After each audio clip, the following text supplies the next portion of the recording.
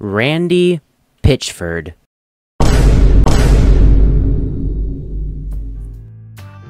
Full-time CEO of Gearbox Software, and somehow even fuller-time absolute slimeball dirtbag greasehead, both his company and the man himself have been subjects of discussion for basically since their inception.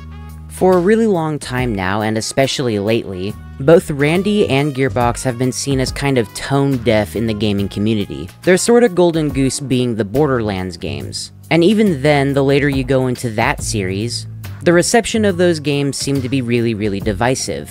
But in order to get a laser focus on the topic of this video, we need to not talk about Randy so much. If you want to know anything about the guy, he racks up allegations like Steam achievements. And it's only mostly hyperbole to say that he does so like every other month, basically. The mistakes that he makes, though, can often be seen through the company that he owns. Gearbox Software often acts as a calling card to the mistakes that he's made in the gaming landscape, and kinda just in general, too. Rushed console ports, rushed games in general, crunch culture lower in the chain of command, and a whole lot of greed.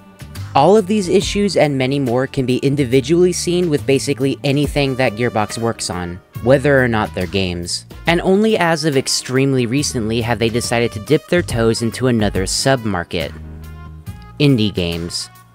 The prime example of this subject is more or less going to act as an ill omen going forward. And if we, as fans of these indie games, decide to hold them accountable, then maybe the developers who work on these games actually stand a chance to make the thing that they want to make. Also, hello, my name is Ian, your probably not favorite white boy video essayist making another white boy video essay. And today, I want to talk about Risk of Rain 2: Seekers of the Storm.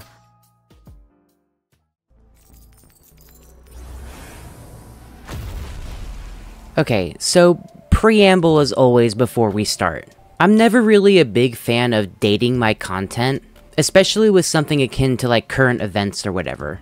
It's just not really my thing, and I'm not a fan of basically giving a time frame for when my content is relevant. I make an exception here just in this one case to kind of justify that it isn't going to be time gated or whatever. I'm not trying to make this video in terms of like some sort of call to action or whatever. Instead, what I want the takeaway from this video to be is basically how to look for the warning signs whenever it comes to publishers meddling too much in a dev's business, basically. What Gearbox did to Risk of Rain 2 isn't exactly unique in the gaming space, and unfortunately you see it kind of everywhere. But as players and fans of these games, whether or not they're made by Gearbox, we can demand better and demand change. At the end of the day, we are the ones paying for these games. And if nothing else, I believe that we can be loud enough to get what we truly want out of these games. At the time of making this video, Gearbox is already working on fixing Risk of Rain 2, for whatever that's worth. But that only happened because we wanted it to be fixed. And at the end of the day, we can demand that exact same thing out of anything that we play, so long as we're loud enough. Risk of Rain 2 used to be the absolute pinnacle of roguelike games to me. It had a good sense of progression, wonderful moment-to-moment gameplay, and that good old roguelite chaos that somehow was still balanced with a tightness of design. That is, of course, if you're talking about Hoppo Games developing the game, which is simply not the case anymore. Sometime after the release of the first DLC, Hoppo decided to sell the entire IP to Gearbox. At that time, Gearbox was simply publishing Risk of Rain 2, but for one reason or another, Hoppo decided to sell the rights to the entire IP to Gearbox. Which, I mean, I guess selling your game to your publisher does make some sense. And again, we don't really know the reason exactly why they decided to sell it. Maybe they just wanted to move on to a different IP or something. Except for they can't even do that anymore, because Valve ended up buying them and completely dissolved the company. As it currently stands, one of the most well-respected indie games is currently in the hands of one of the scummiest publishers. Although it seems that Hoppo does have an awful lot of faith in the new developers. Once again, for whatever that's worth. The Gearbox devs had some big shoes to fill, certainly, but to say they comically botched it would be the understatement of at least this week. The Seekers of the Storm DLC ended up giving a bunch of items that were kind of completely unnecessary in the worst cases. There's a couple of good ones in there, but for the most part, they just kind of don't do anything. The music, as always, is good, and the stage's general visual design is still really impressive. and definitely gives some new life into the game itself. But the real issue here is the bugs and compatibility issues. Falling infinitely through collision, weird random item duplication, and if you're really unlucky, there's even some crashes in there too. There's even one specific item that if you get enough of that item, will end up making Mithrix completely invincible, which definitely comes off as just that item not being playtested correctly or something, if it was even playtested at all. All of these issues to me definitely scream rushed release. The DLC is undercooked and it needed more time in the oven. And it would be one thing if just the DLC was bad, right? But no, it broke the base game in a lot of ways too. So many of the bugs are so blatant that it couldn't possibly have gotten past anybody. So again, I wager it's a strict release or rushed thing. There's some genuinely good ideas in the DLC and in the game, so I don't think it's an incompetence issue. I'm sure these devs have made games before, right? They know what a game is supposed to look like, supposed to play like. But I don't know, just so much of this comes off as weird to me. Something does not smell right here. But I do know one thing. If it was Hoppo making this DLC, this would not have happened. We're gonna go full on speculation mode here. If an indie dev is using a publisher to get the funding that they need, then there has to be some compromises. That part makes sense. I'm willing to bet Hoppo just didn't cave into the demands of Gearbox. But maybe because these devs at Gearbox sort of bend to the whims of Gearbox publishing in general, maybe they didn't really have that much room to breathe. Maybe they had to make this deadline. And yeah, again, I know, wild speculation. We don't know any of that for sure. But why else would this have happened? I don't mean any ill will to these new developers. In all actuality, it was a really tall order to make a new DLC to one of the best indie games that has ever existed, especially in the roguelite space. I'm not necessarily going to hold my breath for the game eventually being fixed. I would like to see it happen, but the game is now in the hands of different developers, who are going to have a functionally different modus operandi for the game. And if their goal is to basically make content that stands in place of what Hoppo can make, that's going to be a very difficult thing to do. The only team that can really do that right is Hoppo themselves. But you could say the exact same thing for any instance where there's different cooks in the same kitchen. If you're trying to make content for an existing game, with the idea of you basically filling the shoes for that dev team, it's going to be functionally, factually different. There's just no way around it. There's different people working on it now, and none of those people worked for Hoppo before. The game might eventually end up being good, but it will feel distinctly different. Now with all that being said, I know that Hoppo and Gearbox both tag team on the first DLC, but the point is that Hoppo isn't in the picture anymore. Which, if nothing else, is just unfortunate. And if you ask me, is probably the biggest reason why all of this happened in the first place. When I brought up the current state of Risk of Rain 2, I gave only a couple of examples, but truthfully, there's all kinds of weird stuff going on that I haven't even bothered to mention. It's just too much, and it would be unnecessary to try to summarize into one video. If you're really that interested, some of them are kind of funny. You know, if you're not the one trying to make a run out of it and actually play the game, you can look them up on YouTube. At the very least, I know that this isn't a completely hopeless situation. If the developers never end up fixing the game, I know that the modding community is insane enough to do it themselves. And that's a good thing, that'll work for me. Odds are, if you're angry for completely different reasons about the state of Risk of Rain 2, you'll probably find a handful of mods that do work for you specifically. Because the modding for Risk of Rain is really just that customizable. We can add stuff, we can remove stuff, we can tweak stuff, we can do whatever we want, basically. And I know one day that this story will have a happy ending for Risk of Rain. And for that, I am glad, truly glad.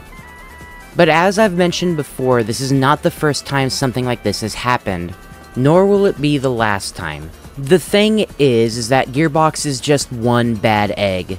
In truth, publishers have been kind of screwing over smaller devs for a long time now.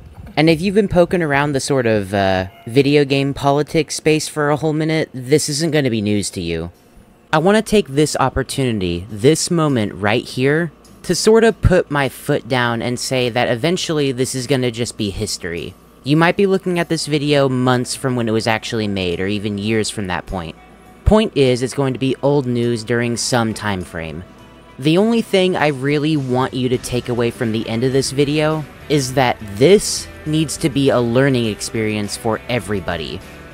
I am so tired of publishers ruining games both new and old, currently released and soon to be released. I'm just over it. I'm over devs getting gimped by their publishers because of strict demands that they make, or not getting enough funding, or whatever the case may be. I'd like to say it's realistic to understand that complete prevention of this problem is impossible. But in all the same vein, I believe we, as consumers and players of these games, can demand better from the publishers. We need to start holding them to a higher standard going forward. We, as people who purchase video games, hold power and dominion over the money that we spend on these games. I'd like to imagine most people like to see visible effort and passion in a video game, and to have that passion, that effort, robbed from a dev team is unacceptable. And what I believe we can do is hold these publishers accountable to make sure that that never happens again. Or more realistically, make sure it happens quite a bit less. We've done something like this before. I'm sure I don't need to tell you about No Man's Sky. I know that's not a publisher thing, that was a dev thing, but those rules still apply still.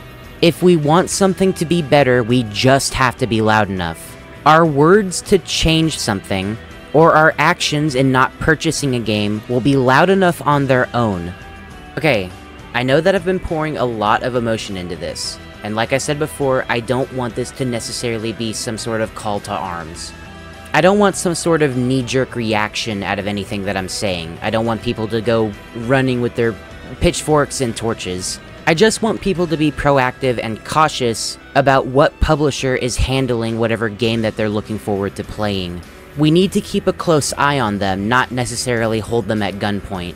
Because if they do end up doing something drastic because of our reactions, then it could mean that the game gets pulled entirely, and that would be the worst case scenario. I'm obviously pretty passionate about this whole thing, but truthfully, I want everybody to keep a level head. I want us to be stern, I want us to put our foot down, but we need to be constructive still, and certainly not apologetic.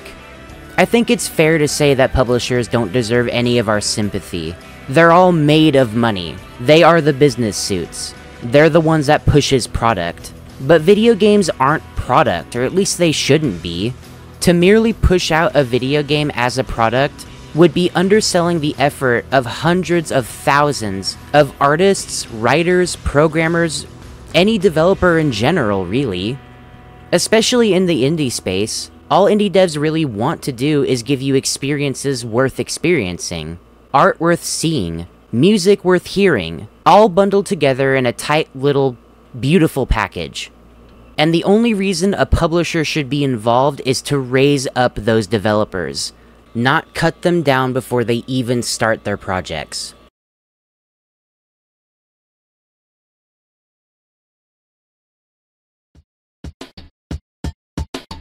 Okay, so I think it goes without saying that was the most emotionally charged I've ever been in a video so far.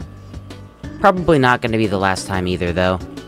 Truthfully speaking, the one only really big warning sign that we have in terms of this entire discussion around publishers and indie games, or publishers and games in general, is basically just the publisher. If a publisher is working on a game, working on an indie game, they're not really working on it. They're acting as the top brass. They're dictating rules, they're making demands. They want developers to compromise. That is to say, whenever a dev team takes on a publisher, that should be the immediate warning sign. I really do think caution and a level-headed approach is how we should best go about a situation like this, when we eventually see it again in the future. Because like I said, this won't be the last time we see it. Now, I think with all of that ranting and rambling out of the way, I'm pretty sure that's all I have to say, so I'll go ahead and wrap up now. If you like the video, then go ahead and hit the like button. It helps me a ton with getting a measure and, you know, being able to tell if people actually like what I have to say. In all the same vein, you can go ahead and drop a comment if you have a specific gripe that you have with however I came about this type of video. Or if you just want to, I don't know, talk about stuff or whatever you want. I don't know. I like people talking. It's all good. If you want more from me, you can also subscribe. And if you feel like donating, I got a Patreon too. It's only got a single $1 a month tier, and that'll give you access to a Discord, and have your name read out loud at the end of these videos. And hey, at the end of the day, I appreciate you watching, so thanks for that.